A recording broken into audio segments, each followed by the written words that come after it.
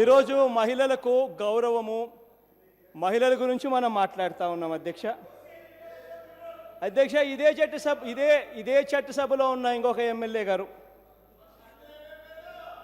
National TV ఛానల్స్లో కూడా దాని మీద చర్చ జరుగుతూ ఉంది అధ్యక్ష. ఒక ప్రోగ్రాంలో ఆ శాసనసభ్యుడు అమ్మాయిల గురించి చాలా లోకువుగా మాట్లాడితే అది నేషనల్ మీడియాలో కూడా చర్చ జరుగుతూ ఉంది అధ్యక్ష. అటువంటి శాసనసభ్యులు కూడా ఇదే హౌస్లోనే ఉన్నారు అధ్యక్ష.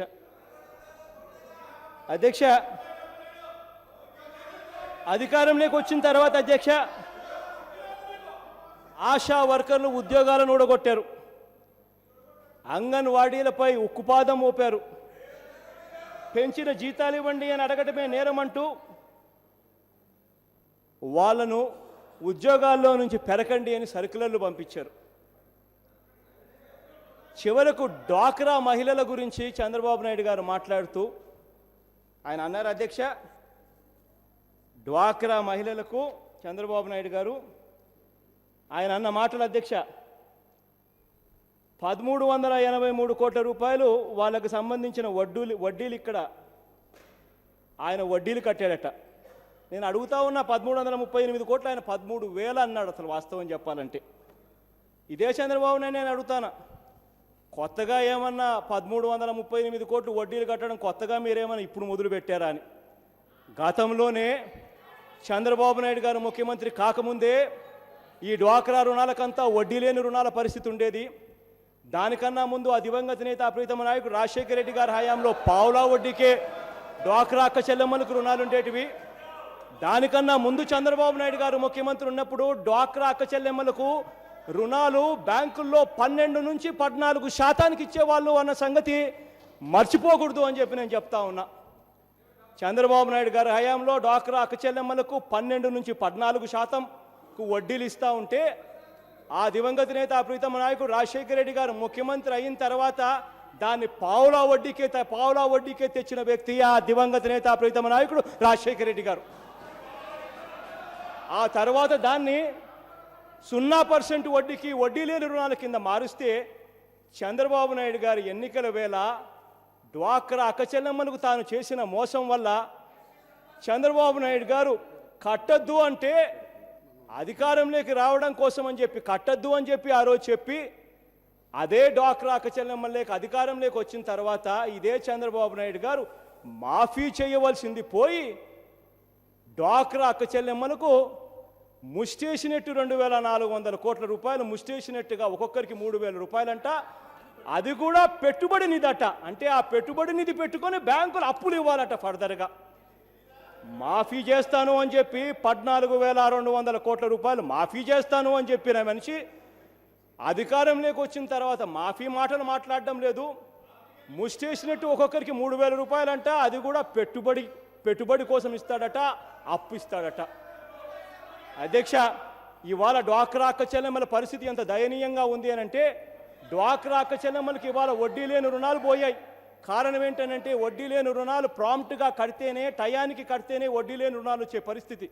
ఆ వడ్డీ లేని రుణాలు చంద్రబాబు నాయుడు గారు కట్టద్దు అని అంటే కట్టని పాపానికి ఆ అక్క చెల్లెమ్మలకి ఇవాళ వడ్డీ లేని రుణాలు పోయి ఇవాళ ₹2 వడ్డీలు బ్యాంకులు వసూలు చేస్తూ ఉన్నాయి.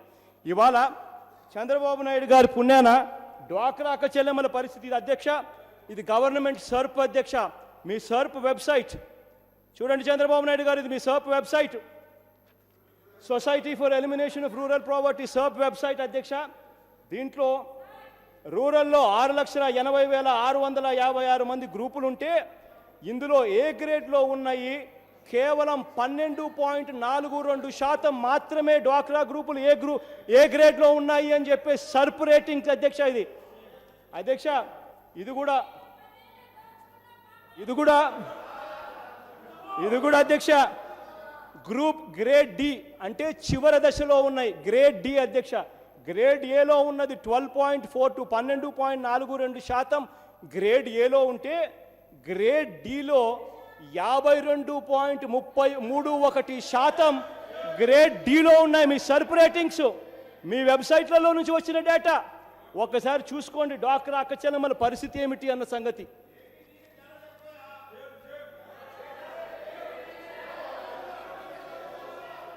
అధ్యక్ష, చంద్రబాబు నాయుడు గారు అక్క చెల్లెమ్మల గురించి, వాళ్ళ గొప్ప అక్క చెల్లెమ్మల గురించి, ఈక్వాలిటీ గురించి చంద్రబాబు నాయుడు గారు మాట్లాడతారు. అధ్యక్ష, డ్వాక్రా అక్క చెల్లెమ్మల గురించి, ఈక్వాలిటీ గురించి మాట్లాడే ఈ పెద్ద మనిషి ముఖ్యమంత్రి హోదాలో ఉంటూ ఈ మధ్యకాలంలోనే ఒక స్టేట్మెంట్ ఇచ్చాడు. అత్త కోడలు మగపిల్లను కంటానంటే అత్త వద్దంటుందా అని చెప్పి వివక్ష చూపుతూ అన్న మాటలు ఇదే చంద్రబాబు నాయుడు గారి నోట్లో, మనసులో ఉన్న మాటలు నోట్లో నుంచి బయటకు వచ్చాయి. ఇదే చంద్రబాబు నాయుడు గారు ఆడవాళ్ళ గురించి మాట్లాడే నైతిక హక్కు కూడా లేదు. అధ్యక్ష, ఈ మధ్యకాలంలో చంద్రబాబు నాయుడు గారు ఇంకోటి అన్నారు, ఆడవాళ్లకు సపరేట్గా క్యాబులు పెడతాము, సపరేట్గా ట్యాక్సీలు పెడతాము వాళ్ళ భద్రత కోసం అని చెప్పి. నేను అడగదలుచుకున్నది ఒకటి అధ్యక్ష, ఇప్పుడు ఏమన్నా ఈ ఓలే క్యాబ్స్ కానీ, ఈ ఉబేర్ క్యాబ్స్ కానీ, ఇవన్నీ ఏదైతే మల్టీనేషనల్ కంపెనీస్ వచ్చి దేశవ్యాప్తంగా ఈ సెల్ ఫోన్ల ద్వారా క్యాబులు తెప్పించుకునే కార్యక్రమం ఏదైతే జరుగుతూ ఉందో, ఈ అన్ని క్యాబ్స్కు కూడా మొన్న ఈ మధ్యకాలంలోనో ఎక్కడో ఢిల్లీలోనో ఎక్కడో కాంట్రవర్సీ జరిగిన తర్వాత కేంద్ర ప్రభుత్వం విపరీతమైన కట్టెళ్ళు తీసుకొని వచ్చి సిస్టమ్ను బాగా రిపేర్ చేసింది. ప్రతి క్యాబ్లోనూ జీపీఎస్ పెట్టారు, ప్రతి క్యాబ్లోనూ డ్రైవర్ అనేవాడు ఎవడున్నాడు, వాళ్ళ పాత రికార్డ్స్ అన్నీ ఎలా ఉండాలి అని చెప్పి కంపెనీస్కి అంతా కూడా మార్గదర్శకాలు కూడా నిర్దేశించాయి కేంద్ర ప్రభుత్వం. ఆ చేసిన తర్వాత ఇప్పుడు ఆ ఉబేర్ క్యాబ్స్ అని, ఓలే క్యాబ్స్ అని చెప్పి ఫోన్ కొడితే చంద్రబాబు నాయుడు గారు చెప్పే వ్యవస్థ ఆల్రెడీ ఉంది. అధ్యక్ష, చివరికి ఇంకా తెలంగాణ ప్రభుత్వం ఇంకొక అడుగు ముందుకేసి జిఎంఆర్ ఎయిర్పోర్ట్లో షీ క్యాబ్స్ అని కూడా పెట్టారు. అంటే 500 మంది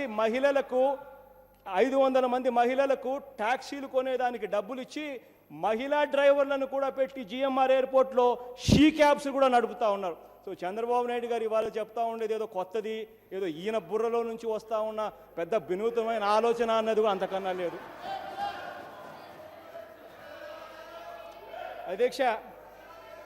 అధ్యక్ష, ఎక్కువసేపు తీసుకోకుండా మహిళా దినోత్సవం నాడున మనం ఏం చేస్తున్నాము, మహిళల పట్ల మనం నిజంగానే గౌరవంగా ఉన్నామా లేమా అన్నది మనల్ని మనం మనస్సాక్షిని అడగాలి. మనల్ని మనం డిఫెండ్ చేసుకోవడం కాదు, మంత్రి పదవుల్లో ఉన్నాం కదా అని చెప్పి, మైక్ వచ్చింది కదా అని చెప్పి ఇష్టం వచ్చిన మాటలు మాట్లాడడం కాదు. మన గుండెల మీద మనం చేతులు వేసుకొని మన మనస్సాక్షిని అడిగి మనం ఏం చేస్తున్నామన్నది మనల్ని అడిగి రిపేర్లు ఎలా చేయాలి అన్న ఆలోచనతో రిపేర్ చేసుకుంటే కనీసం వ్యవస్థ బాగుపడుతుంది, సొసైటీ బాగుపడుతుంది. కనీసం ఇప్పటికైనా ముఖ్యమంత్రి గారు రిపేర్లు చేసే కార్యక్రమం మొదలు పెడితే బాగుంటుంది. ఫస్ట్ తన మనసుని రిపేర్ చేసుకోమని చెప్పండి, ఆ తర్వాత రిపేర్ కార్యక్రమాన్ని ముందుకు జరిగించండి. ప్రభాకర్, చింతమనేని ప్రభాకర్. అధ్యక్ష, జగన్మోహన్ రెడ్డి గారు మహిళా దినోత్సవం సందర్భంగా ఆయన మహిళ పట్ల ఉన్నటువంటి గౌరవాన్ని చాటుతూ మమ్మల్ని, అంటే నన్ను కించిపరిచే విధంగా మాట్లాడారు. వినాలి, మీరు చెప్పినప్పుడు మేము విన్నాం. అధ్యక్ష, ఆయన వనజాక్షికి డ్వాక్రా సంఘాలకి మధ్యనటువంటి గొడవ, ఆ గొడవ పడింది డ్వాక్రా మహిళలు, తహసీల్దార్ వనజాక్షి. ఈ యొక్క జగన్మోహన్ రెడ్డి గారికి డ్వాక్రా మహిళలు అనే విషయం తెలియదా అధ్యక్ష? కావాలని కేవలం ఈయన మహిళా దినోత్సవం రోజున ఈ ప్రభుత్వానికి సరైనటువంటి సూచనలు సలహాలు ఇవ్వాల్సింది పోయి ఈ పిచ్చ మాటలన్నీ చెబుతూ సభని తప్పుదోవ పట్టించే విధంగా ఈ రాష్ట్రంలో జరిగినటువంటి విషయాలన్నింటినీ కూడా మాకే ఆపాదిస్తూ ఈయన మాట్లాడుతూ ఉన్నాడు.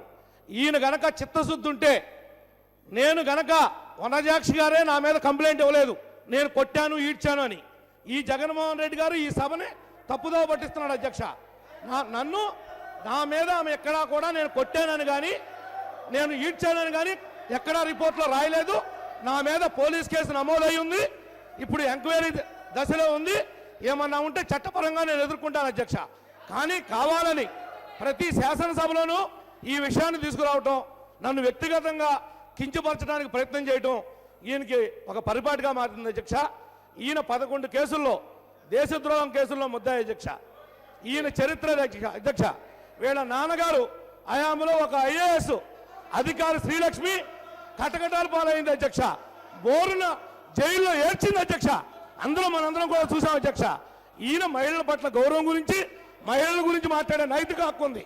ఇంకొక ఆమె రోజమ్మ గురించి చెప్తాడు ఈయన. ఈయన పేపరు, ఈయన టీవీ, ఈయన రోజమ్మ తప్ప ఈయనకి సభ్య సమాజం గురించి ఏం తెలుసు అని అడుగుతున్నాం అధ్యక్ష. ఈయన ఎప్పుడన్నా వచ్చాడా అధ్యక్ష? ఈయనకి అసలు తెలుసా అధ్యక్ష? కనీసం ఈయన చెల్లిని గౌరవించడం రాదు ఈయనకి.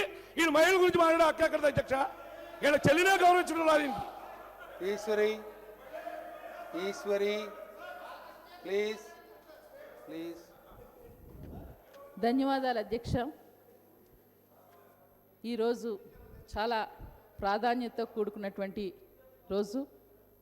అలాగే ఈ ప్రపంచ మహిళా దినోత్సవం రోజున ముందుగా నా తోటి శాసనసభ్యురాలందరికీ నా హృదయపూర్వక శుభాకాంక్షలు తెలియజేస్తున్నాను.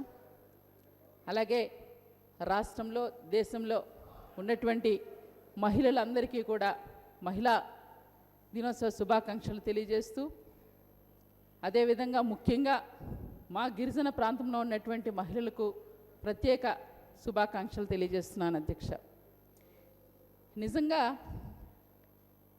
నేను ఒక మహిళగా పుట్టడం నేను చాలా అదృష్టంగా భావిస్తున్నాను అధ్యక్ష. పైగా నాకు 3 ఆడపిల్లలు ఉండడం కూడా నేను చాలా ఆనందిస్తున్నాను. ఎందుకంటే పురాణాలు చెప్తూ ఉంటాయి, స్త్రీలను ఎక్కడైతే గౌరవిస్తామో అక్కడ దేవతలు పూజింపబడతారు అని. అలా ఒక స్త్రీగా, మహిళగా పుట్టడం, ఈ సమాజంలో సేవ చేయడం, చట్టసభల్లోకి రావడం కూడా ఇది నా అదృష్టంగా భావిస్తూ, ఈరోజు మహిళా దినోత్సవ సందర్భంగా ముఖ్యమంత్రి గారు చేసినటువంటి ప్రకటనకు సందర్భంలో నేను ఒక్కటే చెప్తున్నాను అధ్యక్ష. ఈరోజు 33% రిజర్వేషన్ చట్టసభల్లో చేయాలని ముఖ్యమంత్రి గారు చెప్పడం జరిగింది. ధన్యవాదాలు సార్. ఎందుకంటే ఇప్పటికే స్థానిక సంస్థల్లో ఉన్నది చట్టసభల్లో లేదు. ఎప్పటి నుంచో మనం భారతదేశం పరంగా కూడా మహిళలందరూ మహిళా బిల్లు కోసం చాలా పోరాటాలు చేశాం, ఉద్యమాలు చేశాం. దాన్ని సాధించుకోవాలని చెప్పి ఈ చట్టసభల్లోనే ఇది మనం